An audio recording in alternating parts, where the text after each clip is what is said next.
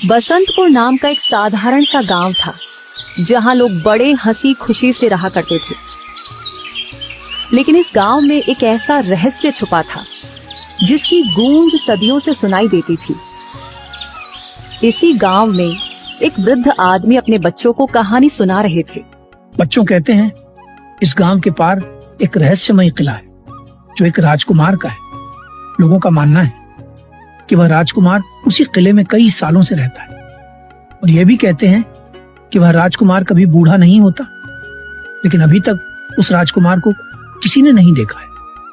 लोग इस किले के पास जाने से डरते हैं क्योंकि आज से कुछ साल पहले जितने भी व्यक्ति उस किले के पास गए हैं वह रहस्यमय तरीके से गायब हो गए और उनका कोई भी आता पता नहीं चला। क्या सच में दादाजी वहां अभी भी राजकुमार रहते हैं? पर माता पिता ने तो इसके बारे में मुझे कभी नहीं बताया। क्या सच में दादाजी अभी भी वह राजकुमार वहां होंगे? ये तो नहीं पता बेटा कि वह राजकुमार वहां होंगे या नहीं, लेकिन लोगों का मानना है कि वह राजकुमार सदियों से वही है। दादाजी इतना बात कर ही रहे होते हैं, तभी वहां गांव के कुछ लोग आ जाते हैं। अरे चाचा जी, उस कहानी को सुनाकर बच्चों को आखिर क्यों डरा रहे हो? वह घटना सदियों पुरानी है और उस घटना को लोग भूल भी गए होंगे। इतना कहकर श्याम अपने बेटे को लेकर घर चला जाता है। लेकिन गोलू के मन में कुछ और ही चल रहा था। श्याम को अपने घर ना जाकर उस किले की खोज में जंगल की तरफ निकल जाता है। लेकिन जंगल आज कुछ ज्यादा ही शांत था। जंगल में गोलू को अलग अलग तरह की आवाज सुनाई दे रहे थे। गोलू डरते हुए बोलता है, हे भगवान, लगता है मैं इस जंगल में आकर बहुत बड़ी गलती कर दी। यह जंगल सच में कितना घना और डरावना है। मैं जैसे जैसे जंगल की गहराई में बढ़ता जा रहा हूँ, जंगल से आने वाली आवाज मुझे और भी डरा रही है। मेरे माता पिता मुझे ना पाकर चिंतित भी हो रहे होंगे। गोलू इतना बोल ही रहा था, तभी उसके सामने से एक विचित्र पक्षी तेजी से निकलती है, मानव की वह गोलू को दिशा दिखाने की कोशिश कर रही है। गोलू उसे पक्षी के पीछे पीछे चला जाता है। जैसे ही गोलू जंगल के दूसरे दिशा से बाहर निकलता है, तो पक्षी गायब हो जाता है। गोलू जैसे ही सामने देखता है तो उसे एक बहुत ही पुराना किला दिखाई देता है। ऐसा लग रहा था कि मानो वह किला गोलू का ही राह देख रहा था। सच में यह किला तो वैसा ही है जैसा दादाजी ने बताया था। यह किला देखकर ऐसा लग रहा है मानो यहाँ पर कोई इंसान सदियों से अपना पैर नहीं रखा हो। गोलू बिना डरे किले के अंदर चला जाता है। तभी एक चमकदार रोशनी निकलती है और उस रोशनी से वही राजकुमार प्रकट होता है। मैंने कई सदियों के बाद किसी इंसान को किले के अंदर आते हुए देखा। नहीं तो कई लोग किले के बाहर ही अपना जान गंवा देते। अवश्य तुम कोई साधारण इंसान नहीं हो। आप तो सचमुच में एक राजकुमार हैं, परंतु आप इतने वर्षों से वैसे ही जवान और फुर्तीले कैसे हैं? क्या आपकी उम्र कभी घटती नहीं है? मैं एक श्रापित राजकुमार हूं। मैं कभी बूढ़ा नहीं हो सकता। दरअसल मैं एक दिन जंगल में शिकार करने के लिए गया था। मैंने जैसे ही एक हिरण पर तीर चलाया, वह तीर हिरण को न लगकर पेड़ के पीछे बैठे एक आशी मुनि को जा लगा और क्रोध में आकर हर्ष ने मुझे इस किले में बांध दिया। मैंने उनसे बहुत विनती की और इस श्राप से मुक्ति पाने का रास्ता पूछा, तो उन्होंने बताया कि जो भी तुम्हें चुनौतियां से भरे खतरे का सामना करते हुए काली अमृत कुएं का पानी पिलाएगा, तब जाकर तुम्हारा श्राप टूटेगा। क्या तुम मेरे लिए उस कुएं से जल लाओगे? लेकिन राजकुमार, वह कुआं है कहाँ और मैं उस कुएं के पास कैसे पहुंच सकता हूँ? कोई रास्ता तो होगा। गोलू, तुम्हें यहां से पश्चिम की ओर निकलना होगा। तुम्हें जहां घने जंगल में चमकते हुए 3 अजीब प्रकार के पेड़ दिखेंगे। तुम्हें उन पेड़ों का रहस्य सुलझाना है। अगर तुम उन पेड़ों का रहस्य सुलझा सकोगे तो ही तुम कुएं से पानी ला सकते हो। आखिर राजकुमार, उन पेड़ों का रहस्य क्या है और मैं उन्हें कैसे सुलझा सकता हूँ? इसके बारे में तो मुझे नहीं पता। तुम्हें वहां जाकर ही पता चलेगा। मैं तुम्हारी इसमें कोई मदद नहीं कर सकता। ठीक है राजकुमार, आप चिंता न कीजिए। मैं आपके लिए वह जल अवश्य लाऊंगा। इतना कहकर गोलू उसे 3 पेड़ की तलाश में पश्चिम की ओर निकल जाता है। गोलू चलते चलते जंगल के काफी गहराई में आ जाता है, लेकिन उसे वह 3 पेड़ कहीं नहीं दिखाई देते। हे भगवान, मैं इतना अंदर आ चुका हूँ, फिर भी वह 3 पेड़ मुझे कहीं नहीं दिखाई दे रहे हैं। क्या यह सच में पेड़ है भी या नहीं? या मैं कहीं गलत दिशा में तो नहीं आ गया? गोलू इतना बोल ही रहा था, तभी उसके सामने 3 अजीब प्रकार के पेड़ दिखाई देते हैं, जो अन्य पेड़ों से भिन्न थे। गोलू उन पेड़ों को देखकर हैरान हो जाता है, क्योंकि आज तक उसने ऐसा पेड़ कभी नहीं देखा था। यह पेड़ तो सच में एक मायावी पेड़ है, जो सभी पेड़ों से अलग दिख रहे हैं। इसका मतलब यह वही पेड़ है जो राजकुमार ने बताया था। अब मुझे और देर नहीं करनी चाहिए और पहले परीक्षा के लिए निकलना चाहिए। इतना बोलकर गोलू उन पेड़ों के समीप जाता है और जैसे पहले पेड़ को छूता है तो वह विचित्र स्थान पर आ जाता है, जहां एक विशाल पत्थर से बना एक दरवाजा था। उसमें 3 ताले लगे होते हैं। ये तो बहुत विशाल दरवाजा है और मुझे इसे खोलने के लिए इस 3 तालों की चाबी चाहिए। पर यह चाबी मिलेगी कैसे? गोलू इतना सोच ही रहा था कि दरवाजे से आवाज आती है। तुम्हें चाबियां तभी मिलेगी जब तुम मेरे प्रश्न के उत्तर दोगे, और केवल वही प्रवेश कर सकता है जो प्रश्नों से नहीं डरता और उत्तरों को अपना बोझ नहीं मानता। क्या तुम प्रश्न के लिए तैयार हो? हाँ, मैं तैयार हूँ। आप अपना प्रश्न पूछिए। मुझे किसी भी प्रश्न से नहीं डर लगता। ठीक है, सुनो, मैं चलता हूं पर कभी लौटता नहीं। मैं बांधूं तो जीवन, खो दूं तो मृत्यु। बताओ क्या है? गोलू कुछ देर सोचता है। उसके मन में कई प्रकार के उत्तर आ रहे थे। तभी उसे याद आया, माँ कहती थी कि समय बड़ा मूल्यवान होता है और वह कभी लौटकर नहीं आता। मतलब इस प्रश्न का उत्तर समय है। गोलू मुस्कुराते हुए दरवाजे से कहता है, तुम्हारे इस प्रश्न का उत्तर समय है। बहुत बढ़िया, तुम्हारा जवाब एकदम सही है। इतना कहते ही पहला ताला खुल जाता है और वह मायावी दरवाजा गोलू से दूसरा प्रश्न पूछता है। क्या तुम दूसरे प्रश्न के उत्तर देने के लिए तैयार हो? हाँ, बिल्कुल मैं तैयार हूँ। आप अपना दूसरा प्रश्न पूछिए। हाँ बच्चे, ध्यान रखना, अगर तुम इस सवाल के जवाब नहीं दे पाए तो तुम आजीवन के लिए यही बंधित हो जाओगे। इसलिए तुम उत्तर सोच समझ कर देना। लेकिन अभी भी तुम्हारे पास मौका है।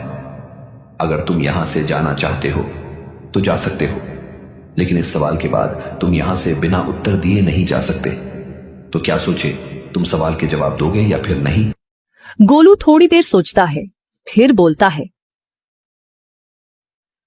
मुझे आपका शर्त मंजूर है। आप अपना सवाल पूछिए।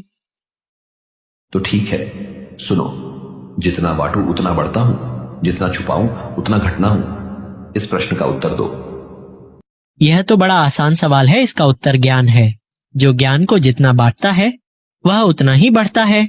इसलिए हमें ज्ञान को बांटना चाहिए, न कि छुपाना चाहिए। गोलू के इतना कहते ही दूसरा ताला खुल जाता है। गोलू, तुमने इन दोनों सवाल का जवाब तो बड़ी आसानी से दे दिया, लेकिन अब तुम्हें परीक्षा का अंतिम और सबसे कठिन प्रश्न का उत्तर देना होगा। तो सुनो, मुझे देख नहीं सकते, छू नहीं सकते, परंतु मैं जीवन का आधार हूं। तो बताओ गोलू, वह चीज क्या है? यह प्रश्न तो बड़ा ही कठिन है। इसका उत्तर तो मुझे बहुत ही सोच समझ कर देना होगा। आखिर ऐसी कौन सी चीज है जिसे मैं छू नहीं सकता? आखिर वह क्या हो सकती है? अरे हाँ, गुरुजी ने बताया था, आत्मा एक ऐसी चीज है जिसके बिना कोई भी इंसान जीवित नहीं रह सकता, और वह शरीर का आधार है और हम उसे छू भी नहीं सकते। इसका सही उत्तर मतलब आत्मा ही है। तुम इतना क्या सोच रहे हो गोलू? लगता है तुम्हें इस प्रश्न का उत्तर नहीं मालूम है। मैंने तुम्हें पहले ही समझाया था कि तुम यहां से लौट जाओ। अगर तुम इस प्रश्न का गलत उत्तर देते हो तो तुम यही आजीवन के लिए बंधित हो जाओगे।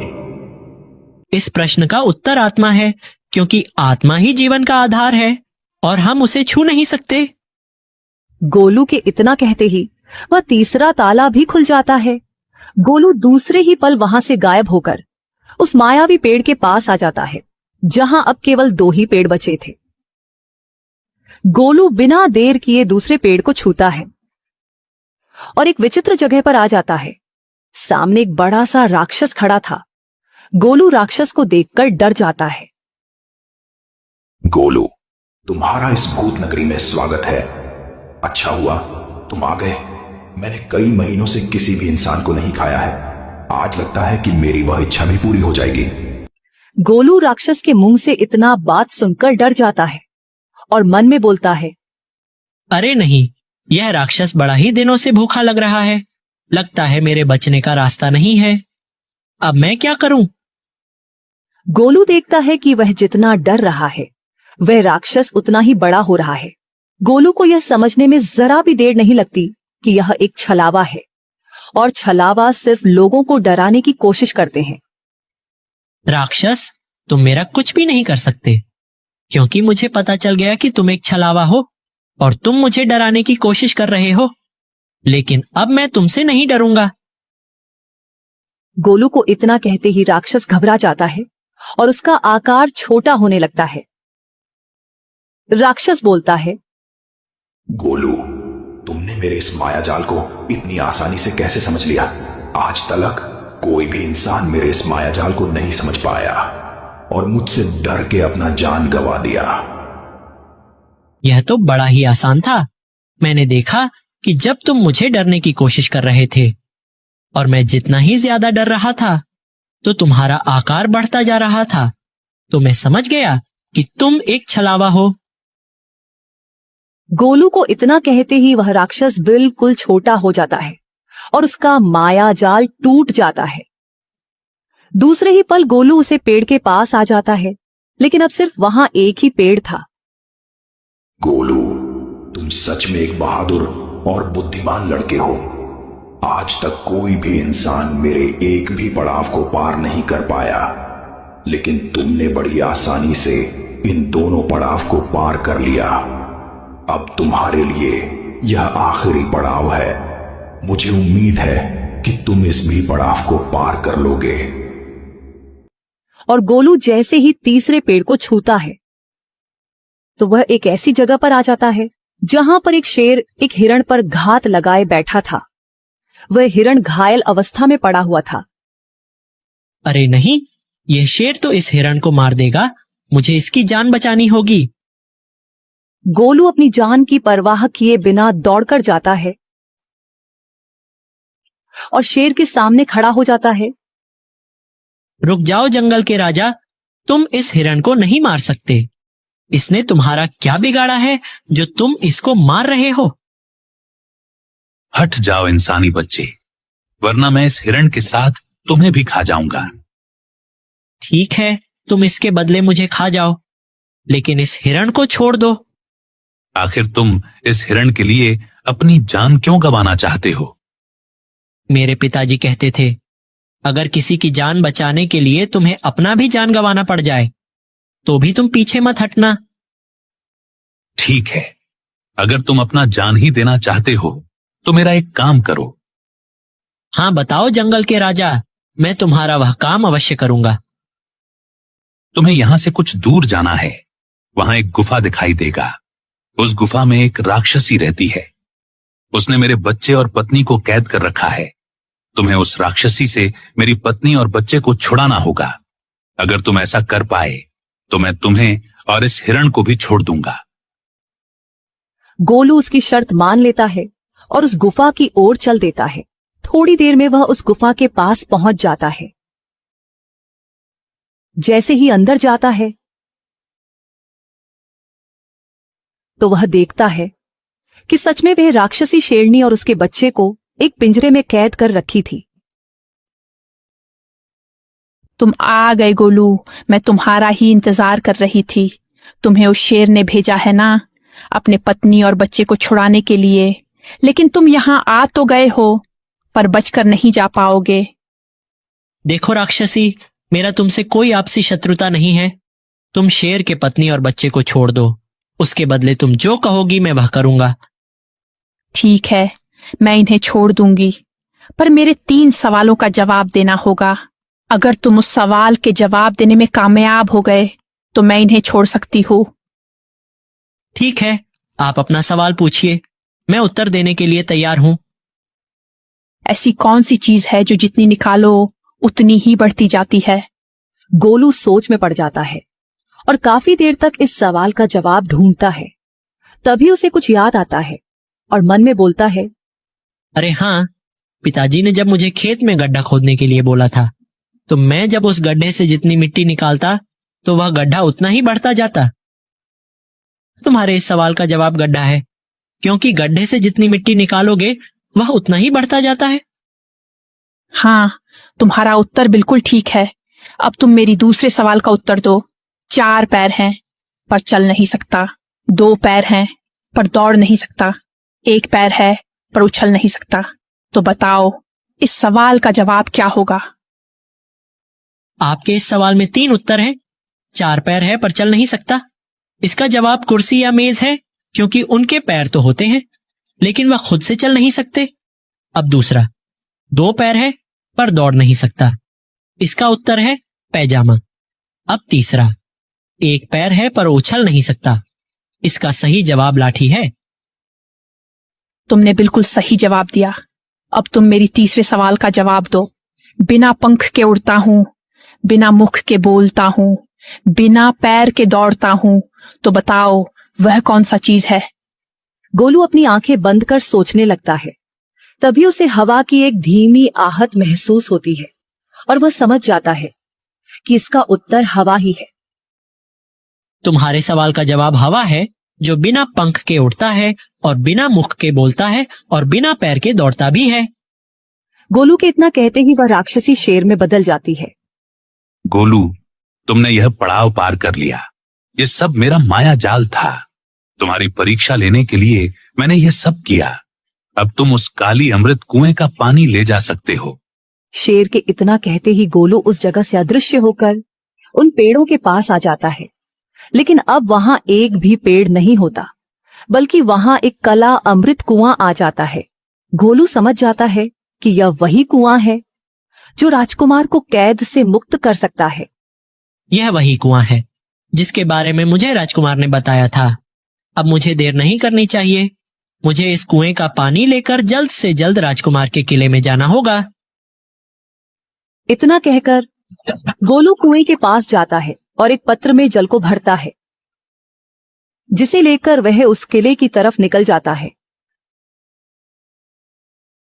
इधर राजकुमार, गोलू को गए 3 दिन से भी ज्यादा हो गया, लेकिन वह अभी तक लौट कर नहीं आया। मुझे लगता है कि वह भी सभी लोगों की तरह मारा गया। मुझे उसे नहीं भेजना चाहिए था।